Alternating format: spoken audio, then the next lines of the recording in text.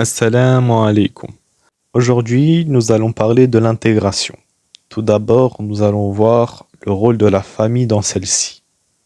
La famille est l'institution première produisant du lien social.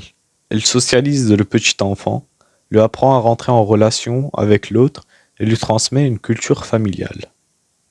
Intense dans la petite enfance, la socialisation est un processus d'apprentissage de valeurs, normes et rôles sociaux qui se prolonge tout au long de l'existence.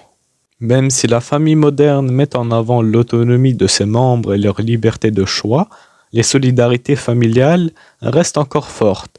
Mais depuis le début des années 1970, d'importantes évolutions bouleversent la famille traditionnelle et marquent un affaiblissement des règles qui la régissaient.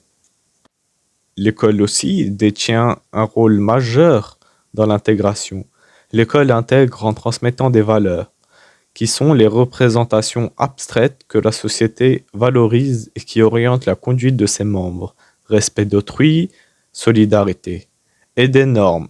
Les élèves expérimentent les règles de la vie sociale et s'en imprègnent tout en ayant accès à un savoir qui permet leur émancipation. L'école, en socialisant et en instruisant, permet à l'enfant de construire son identité. Mais l'école peut aussi exclure. Tous les systèmes scolaires ne sont pas forcément porteurs de cohésion.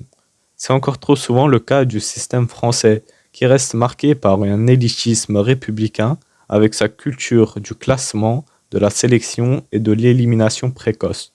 Ce système est à comparer avec d'autres systèmes scolaires où les inégalités sont faibles et où les élèves se sentent plutôt bien intégrés, ce qui n'empêche pas la formation d'une élite qui fait jeu égal avec l'excellence internationale.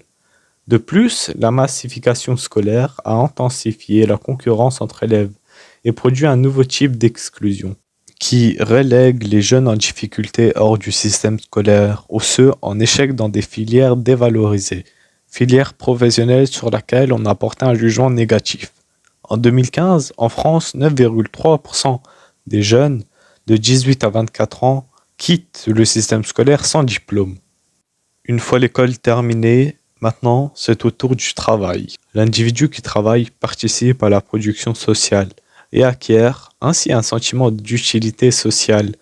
Son revenu lui permet l'accès à la consommation, elle-même intégratrice. Et son statut le protège contre les aléas de la vie sociale grâce à la protection sociale.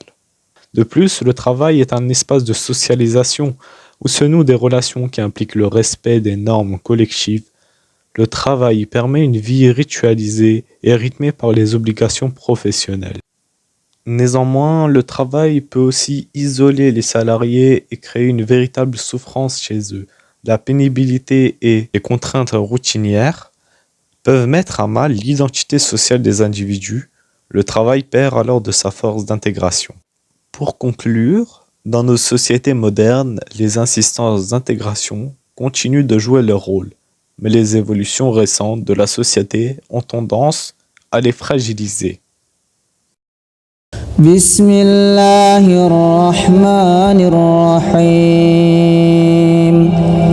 Qul huwa Allahu ahad. Allahu samad. Lam yalid wa lam yulad wa lam yakul lahu kufuwan ahad.